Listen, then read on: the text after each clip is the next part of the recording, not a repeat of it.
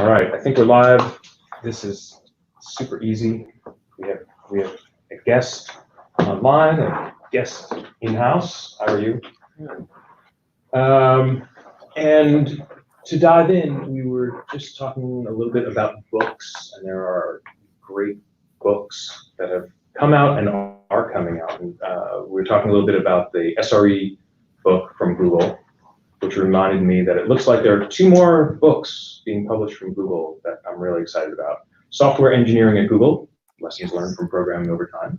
When does that one come out? I don't know. It says this title has not yet been released, so I don't know, but you can pre-order it. So, and it'll show up at your doorstep, which I'm excited about. I think that's good. Tom and I were just saying that, like, the interesting things about these books are, like, you don't have to take it as prescriptive word for word, but you can lift out the parts that make sense to you, or just sort of like give you a little, light bulb over your head. Right. And the other one that looks really exciting is Building Secure and Reliable Systems, Best Practices for Designing, Implementing, and Maintaining Systems by Heather Atkins.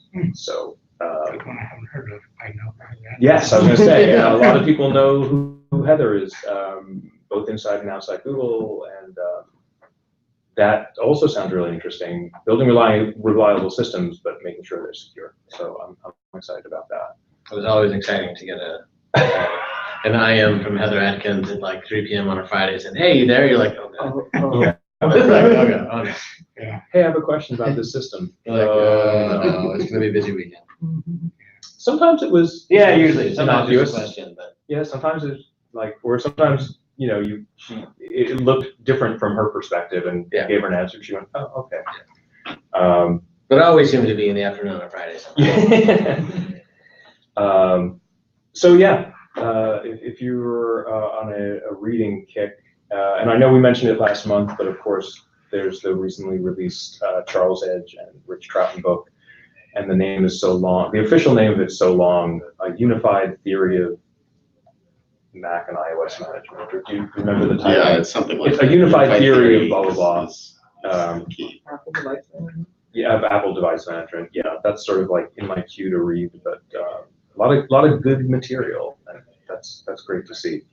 And speaking of books, like, I know this is sort of tangential, but I've gotten sort of back into buying paper books. I just retain and read them better, particularly technical books. Technical books, yeah, because those are more like I need to something back and forth.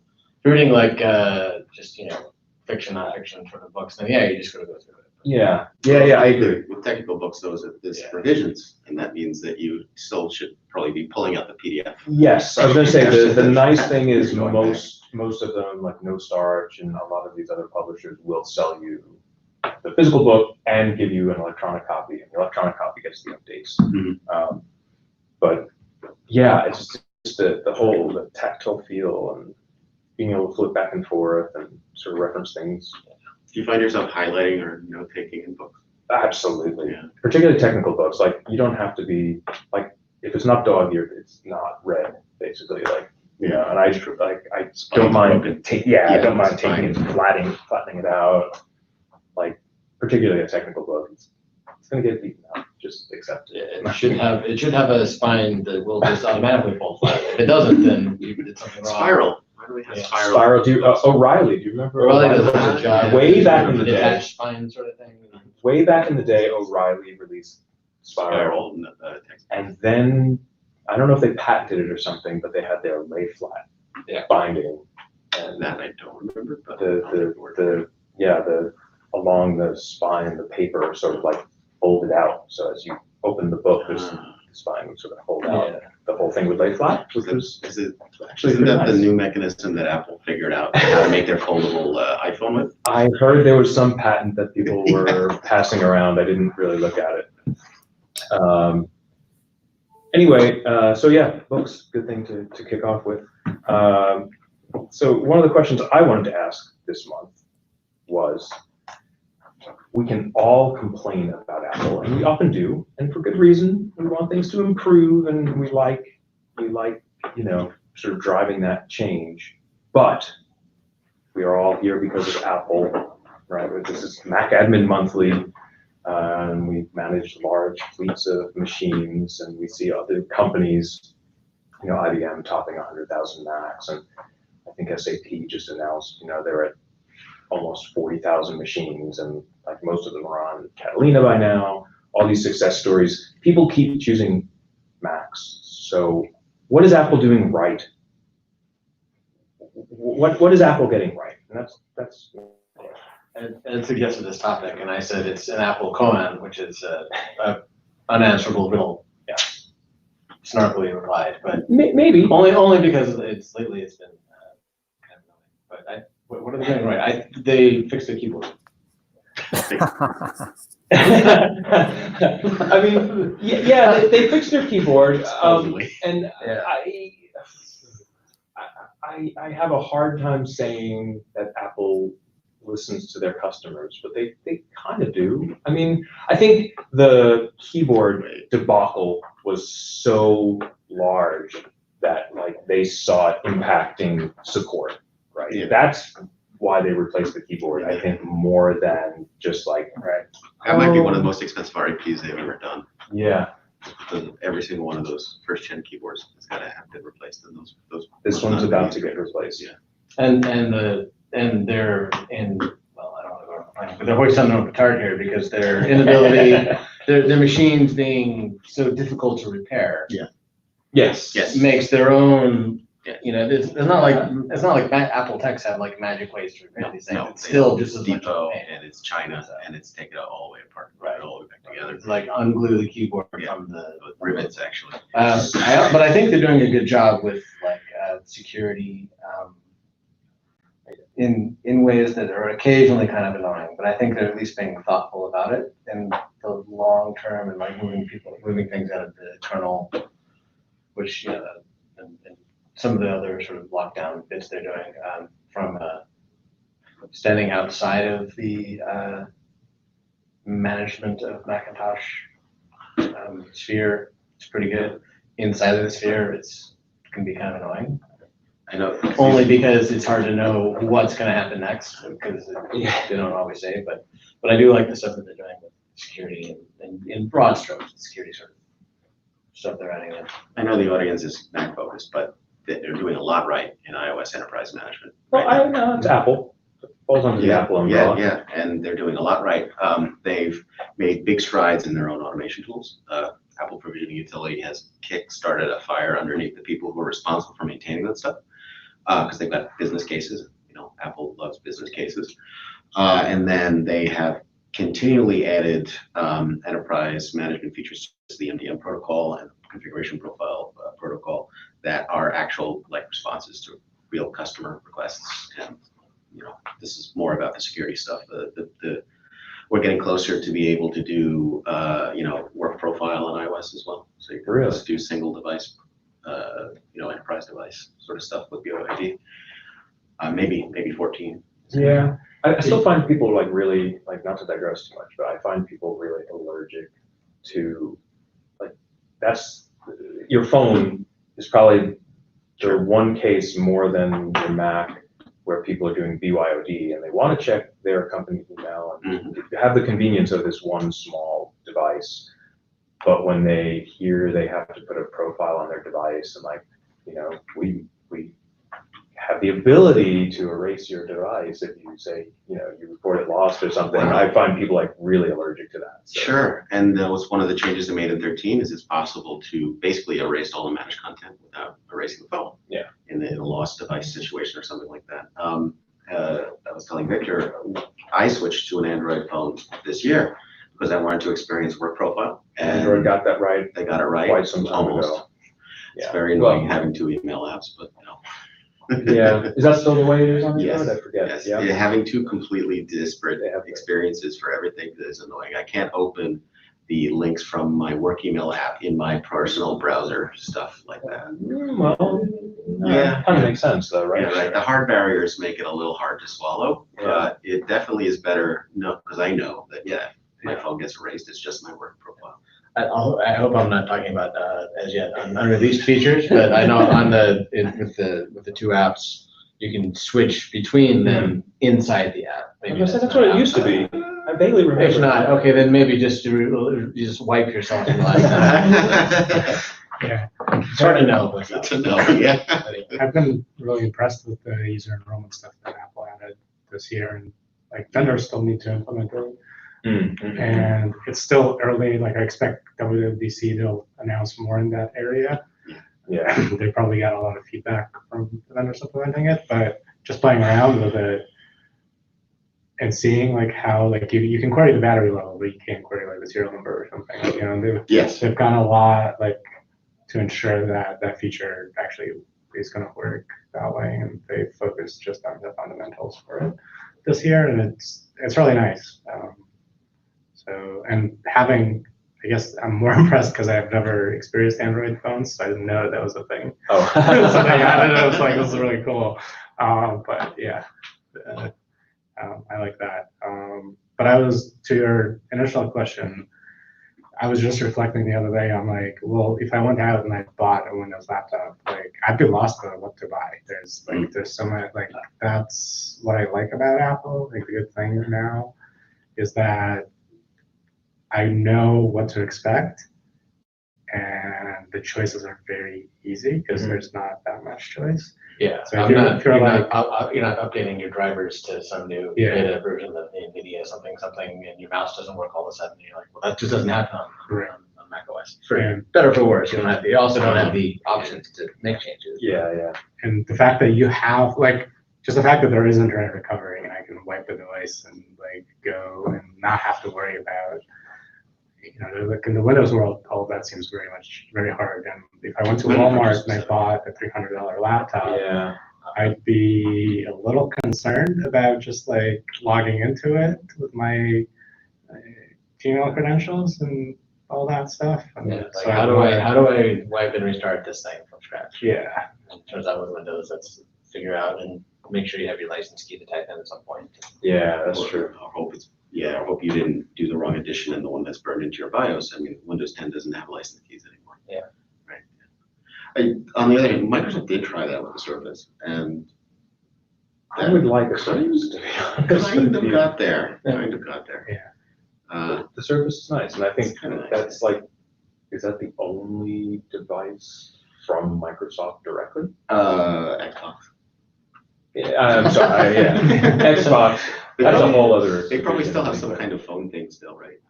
I don't know, but I mean, they have the Surface, they have the Surface Go, they have the iMac-like Surface. Oh, that's true, yeah. So they have a whole Surface line.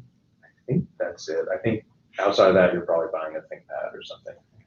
But like the Surface and the Chromebooks to me are more pointing to the fact that Apple's doing something right by being like very vertically integrated between the software. Sure. And that. Like that's like, yes, I'd also like a Surface. I think it's probably like a good device. And I see a lot of people using them, but I think it's good because The Surface gets pretty close to replacing, or it's very good at replacing the iPad. It's not very good at replacing the 16-inch MacBook Pro, or in my experience. Yeah, I mean, I think there was some talk around this recently because it was the 10th anniversary of the iPad, and there was a lot of lamenting around like what the iPad could have been in 10 years. So like the iPad is not very good at replacing a Mac either, which it could have been by now, and you know, which is fine. I don't know if they didn't make any really attempts to do that. It was really half-hearted, even the multitasking features in iPad OS. I mean, they renamed it iPad OS. I still can't tell you what the differences are, and I'm supposed to know that. Well, I mean, like you said, multitasking is one big thing. There are a few things that the OS will do on the iPad versus an iPhone, but I think just about the only one I can think of is mount USB flash drives, right? Or can the phone do that too now? I hope the phone can do that, but you might be right. I think the phone can't because you need a USB-C port to do that. Do you? Does the USB-C port make a difference? It does. Or is it just a form factor? OS Still style, USB. it does make a difference. The iPhone had a hard time being a host before, couldn't provide power. Yeah. iPad, old iPad couldn't provide power either. USB-C it actually can. Although I will say it's really the USB-C on the iPad gets embarrassing as soon as I pull out my OnePlus and I plug the USB-C on this into this, and I can decide who's charging who. I can decide what data mode I'm in, all that stuff. Yeah, yeah. So Okay. it's very anti-Apple to have those kinds of switches to play with, but it would be interesting if they really were going to make another attempt at Macifying or merging the iPad and the at least the sort of less pro-y Mac form factor. I'm perfectly happy with having two separate devices that do like sort of like distinct kind of things. And, you know, Apple has repeatedly said they're not merging Mac OS and iOS, which is perfectly fine. Catalyst. What's that? It was Catalyst, right? Is what it's called. Yeah. The thing that where you can take the iPad app and run it on your Mac. That's what the new Yes. stuff like that. But that's still not merging the OS. No. I think the prediction that UIKit or whatever is going to go away. There's going to be a single app store. That's one of their circulating. Yeah. That makes a lot of sense. This is not working. One app with That's I guess yeah, so. that's an interesting.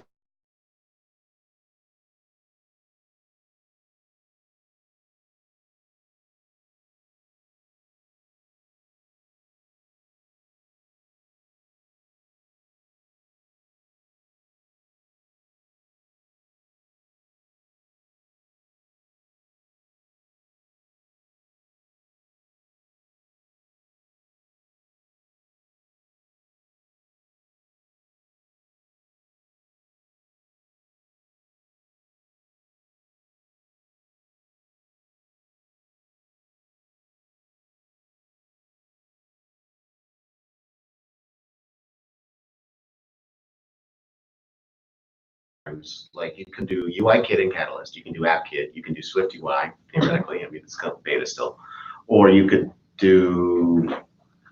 I guess you could still use the Carbon stuff, sort of. Yeah, well, Swift UI is just a wrapper around whatever system you're targeting. Sure. It's not really Okay. Right. Yeah. a whole It's new true. It's thing. okay. I never actually haven't taken apart Swift UI that much. Does it No, run? Oh, okay. I'm curious if it runs on if you do it on Mac, if it's running on top of UIKit or if it's running on AppKit. Yeah, I don't know. Because that would be interesting if it depended on Catalyst. Cool. So what else is Apple getting right? Your They advice. get the right people in Hmm. from the scene. What was that? They get the right people in from the scene. Yeah. Or they steal them away. Yeah, that's true. I mean, every company kind of wants to do that, I guess. But yeah, Apple's been on a tear lately. But if those people can affect change, I trust a lot of the recent hires to be good influences on Apple, definitely. So almost no complaints about that. But yeah, like you said, they kind of get stolen away and they don't get to be as deep a part of the community as they were perhaps, but 6 of one, half dozen the other. I don't know. Do we really feel like people pull away from the community when they enter? Yeah. The lid? Yeah. Unfortunately, they almost have to under threat of. Sure. It might The where- only hope we can have is that we have a horse whisperer inside Apple. Yeah. From what I hear from other folks who've been like active, who've been involved in some sort of project to get hired, and Apple specifically is like negotiates with them, and it's like Right. you can say, I want to do this, and then Apple comes back and it's like, do you really want to do this? Here's how much we're gonna. Yeah. Yeah. Okay. Yeah. The one big exception I think was Mike Ash. Mm. He still gets to like blog about his crazy Yeah. like Mac internal Well, stuff, but He was hired on the Swift team, more or less. Yeah, Which is sure, open source. so sure, fair enough. But kinda get it's talked about still very rare. that. Yeah, But just from like a Mac admin standpoint, what else is Apple getting right? I really like their, I guess not really MacAdmin, but their endpoint security initial swing at that. Yeah. Was perfect for us. I know it doesn't fit all of the other rootkit vendors out there, but we weren't doing a rootkit, so it worked for us. Well, who doesn't it fit? Carbon black one. CrowdStrike is still. CrowdStrike Falcon. Basically, anyone that was using unsupported APIs in the kernel. Oh, the MacF. Yeah, without any thought of how to not do that. Yeah. Right. Well, MacAdmin was very publicly deprecated. Yeah. And so it's Quite some time ago. finding the kernel slide and hooking calls and things. Funny like thing is the malware writers seem to be really good at writing stable malware and the anti-malware writers are not. Yeah. And the other thing they did well is giving Mac admins the ability to whitelist those on day pretty much one. I'm not sure Yeah. exactly when they added the NPM spec, but it was like, we didn't have to ask for it by the time we did it, Right. which was nice. Yeah, and it seems like even with there's new pop-ups that are supposed to show up, but if you give the path full disk access, you're fine. So like for the deprecated APIs, like, Really? you can, at least from what I saw, somebody confirmed it for CrowdStrike. Like if you have full disk access on the daemon, Right, yeah. whatever they're doing with APIs, it's not going to affect you right away. Nice. That seems to be since everybody is now saying, oh, Catalina installed full disk access. I was wondering about that. Though TCC internally is probably a little bit messy still. It's gotta have to move API wise a little more because when app developers and basically every app developer has found their own way of fudging the way that they work around, especially stuff like screen recorder permission and camera permission and stuff like that. Zoom in particular was being Zoom had a different issue. Zoom's issue was when their product first came out, you clicked on a Zoom link and then it went to Safari and Safari had to ask you like, oh, do you really want to open this link? well, that's still an issue with Zoom. Right, but the flaw that they had was for a period of time, they were running a listener on localhost. Oh, yeah, that one. Yeah, and the no. link just went to localhost and you didn't have to ask Safari, you didn't have, you went right into your I meeting. meant something even nastier. I think I don't know, I think it's the current version of the Zoom agent asks to elevate and then it adds itself to the TCC database Oh, How does it do that? because it's in var db tcc.db. It's zip protected. yeah, it's protected. So Maybe it looks to see if you don't. Tells you to turn off zip first. probably. Yeah, I wouldn't be surprised if they're doing something else that's kind of wacky. There's something weird. Yeah. So this is probably the job of like an Apple salesperson, but you have a friend who's a junior admin and they just got hired to, ground floor opportunity. They got hired at a startup to be like the admin. They have no infrastructure, no computers. Do you tell them to choose Mac as their main computer and why? That's like, what is Apple getting right that you would tell someone else? And they're doing web development. They're doing one of these things that like. So the interesting thing is that you kind of wouldn't have to tell them because that's what developers want most of the time. Like if you look at, I mean, it really depends on the industry, right? Because if you start going into some field where Windows is required because you work with some vendor that has Windows stuff, like the developers in that community are gonna follow Windows. But I think in general, at least the startup scene that we usually talk about. I will rephrase. This junior admin comes in and all the developers are just basically saying, yeah, we're using our MacBooks. That's how this is gonna work. Or you're buying us MacBooks. That's how this is gonna work. And you get to tell your friend, great, because it's gonna make X, Y, and Z so much easier for you. It's gonna be so much better because you can go and pay FleetSmith $10 per device and they will take care of everything you need, at least to a point where like your startup has scaled to a point where you have to start really thinking about stuff. But you will get a lot of the security primitives, the management primitives built in. So like if you think, what is a startup gonna want? They're gonna want, a browser and the dev, like ability to set up a dev environment they're gonna be focused on that. And from day zero, FleetSmith allows you to, well, they have a lot of built-in stuff. So you get a dashboard with all the things they need to see, and they're going to keep your OS up to date, and they will keep your apps that they have in their catalog up to date, and those are the common apps for startups.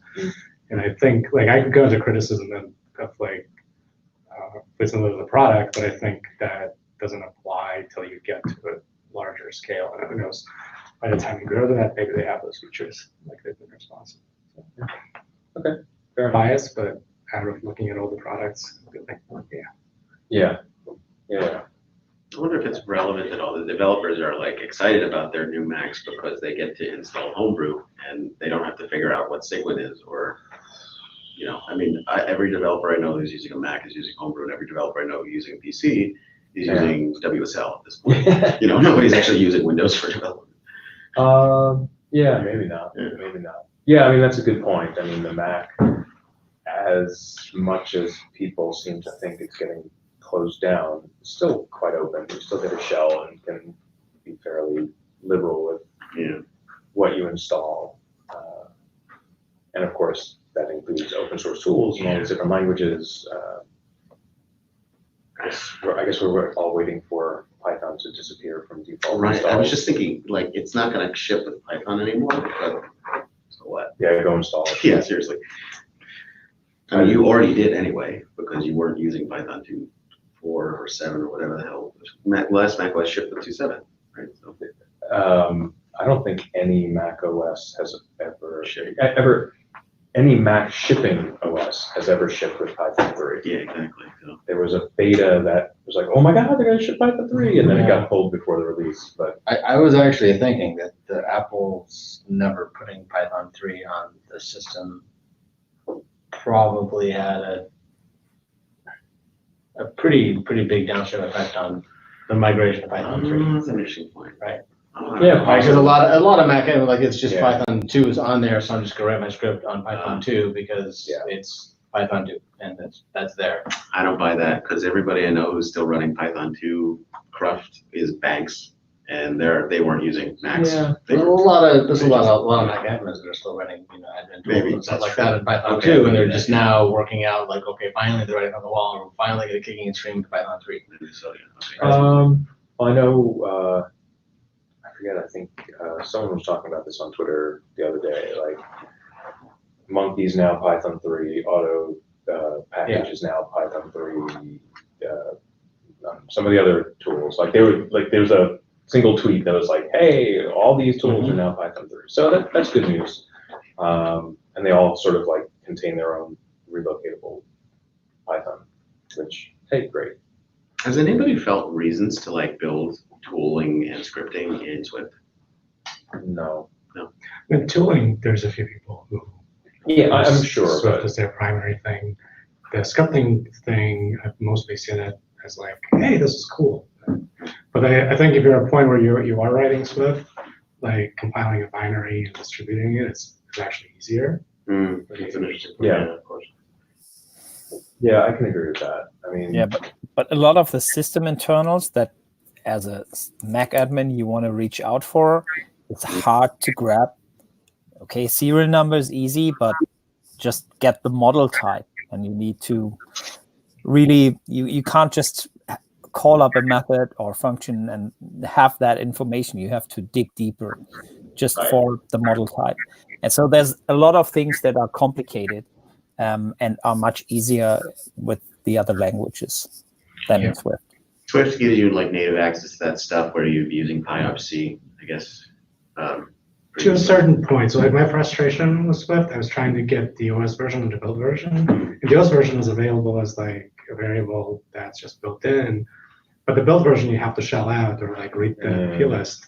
And I was like, if I was doing anything Go, like I would just do the exact same thing, So like there is a lot of very frustrating points where like Swift is kind of neat, but then you have to use C, and then it's like if you're using C from Swift, you might as well use C from anything else. And, Right. I was gonna say, I'm surprised like Go obviously hasn't become a thing because Go has nice C bindings and be relatively easy. yeah. But Or just use a superset C. Yeah. Be done with it. C++, Objective C. Go, I've written Objective-C with Go, and the thing is like, as long as the function signature is C, you can put Objective-C inside the function, and Yeah. Go doesn't care. Sure, of course. why wouldn't Yeah, so, Well, but I think it's real hard I because your mean- memory is not shared and then Yeah. you're leaking objects or unable Yes. to allocate memory on one and share it with the other. It's tricky to scale. yeah, I wouldn't run anything That's long it. running like that, but most of the things that you do. Yeah. I mean, most PyObjective-C stuff is not long running. Right. People, even Monkey, like everything executes and then exits out.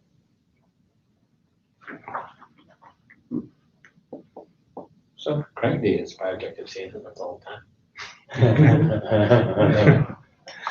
Who wrote that? No, Chris Adams. Oh, that's right. And Nigel, I think, did a bunch of Chris Adams mostly. A long time ago. I'm not sure PyObjective-C has the same memory issues. I'm not sure how that works.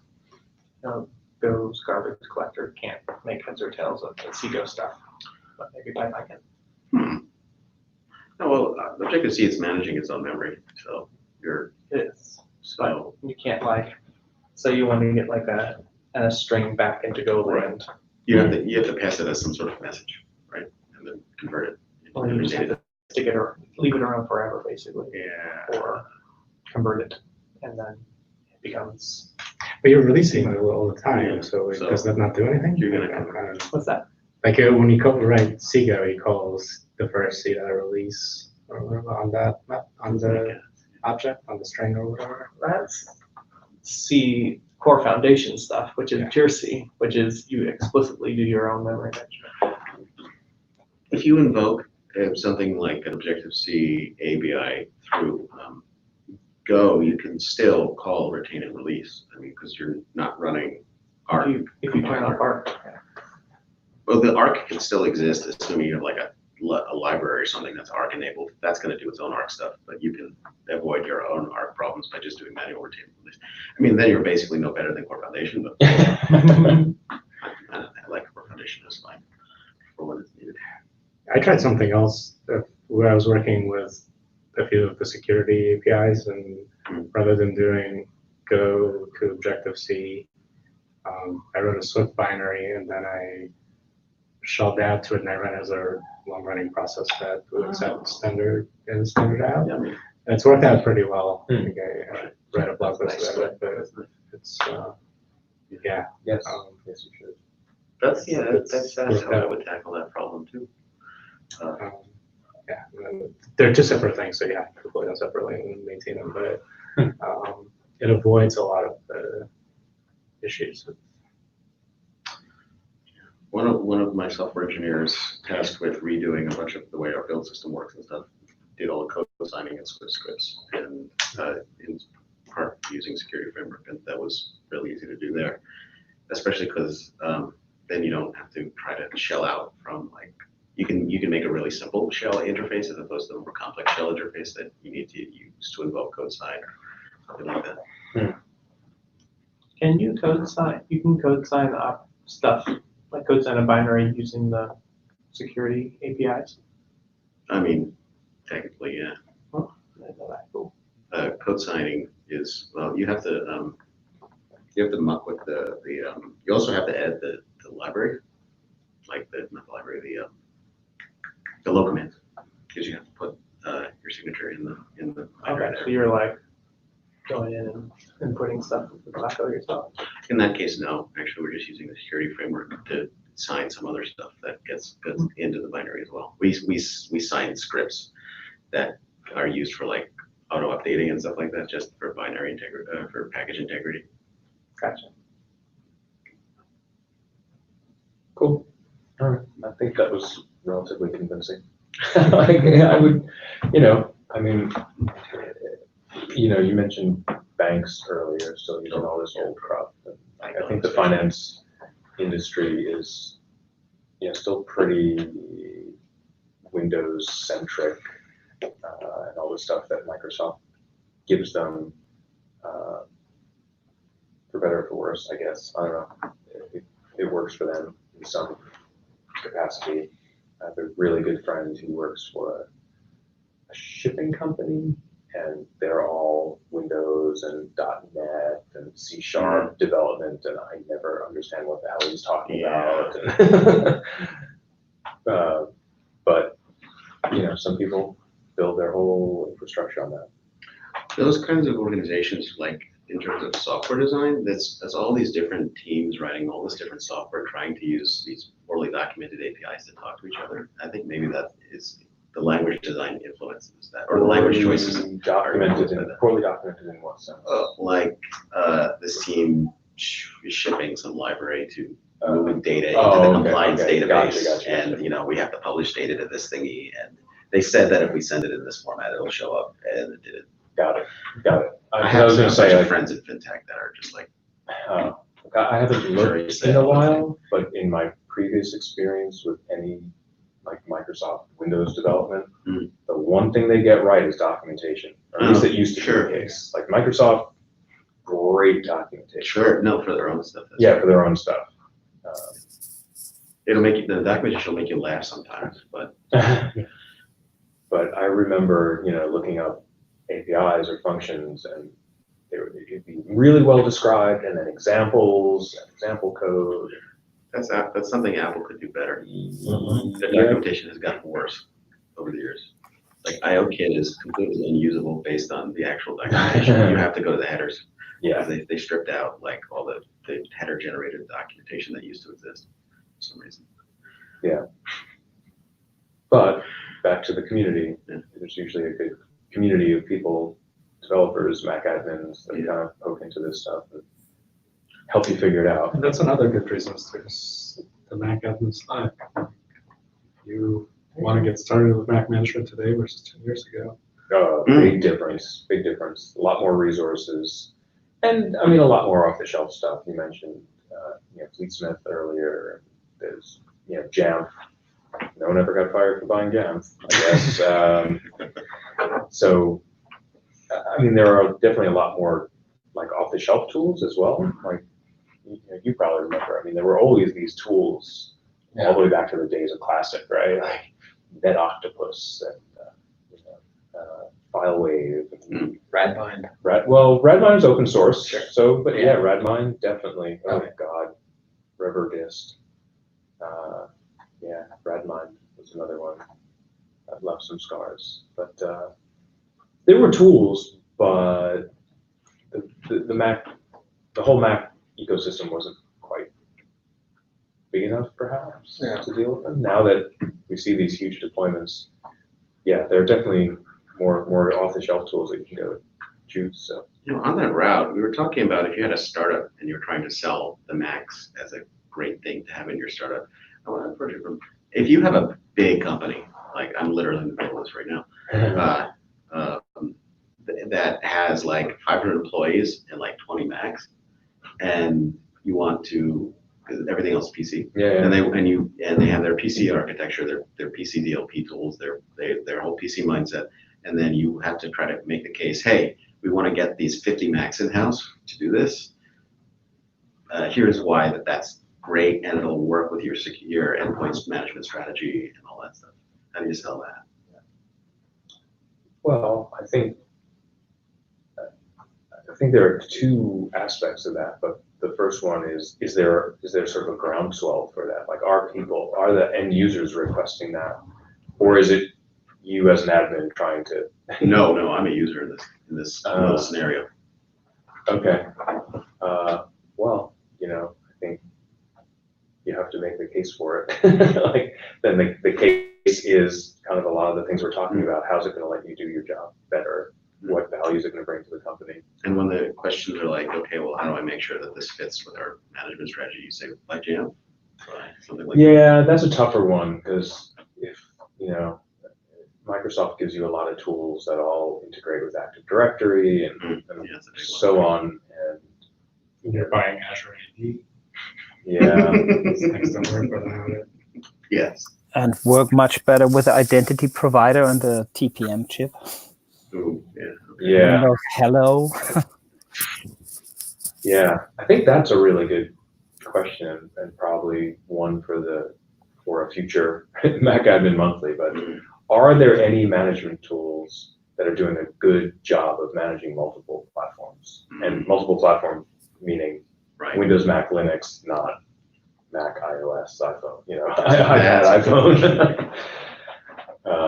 But yeah, because that is an excellent question. And if a really good tool like that exists,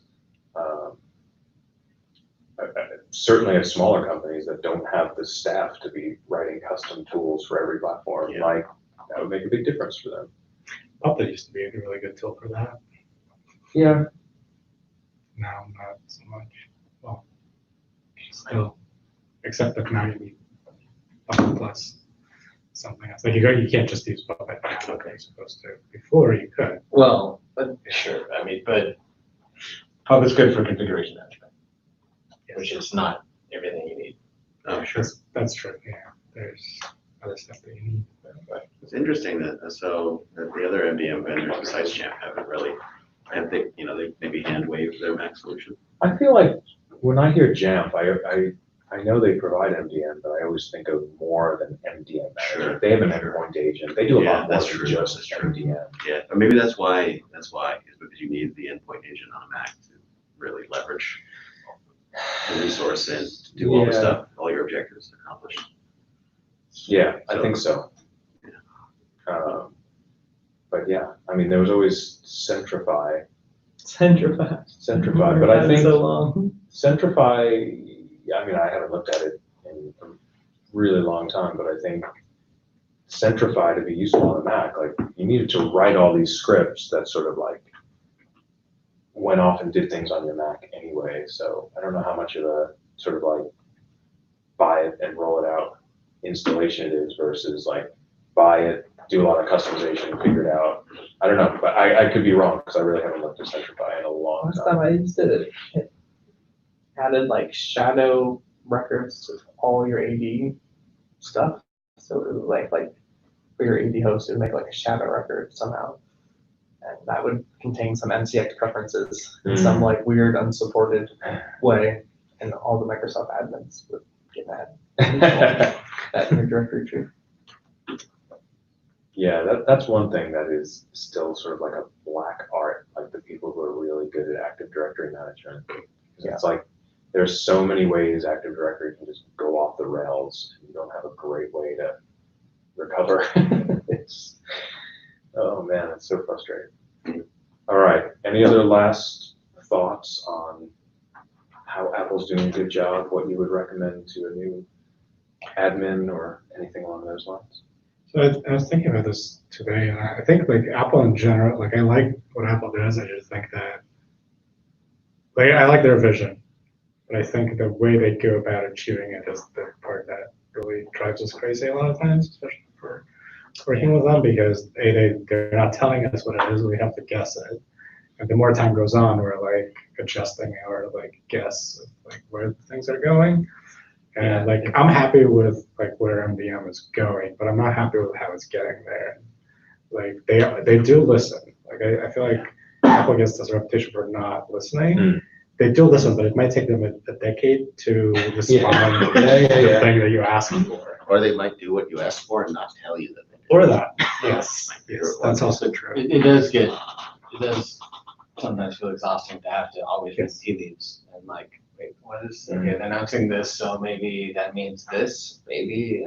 It is very And infuriating. then the relatively short time of like, here WWC is announced, and then, all right, well, good luck in 3 months.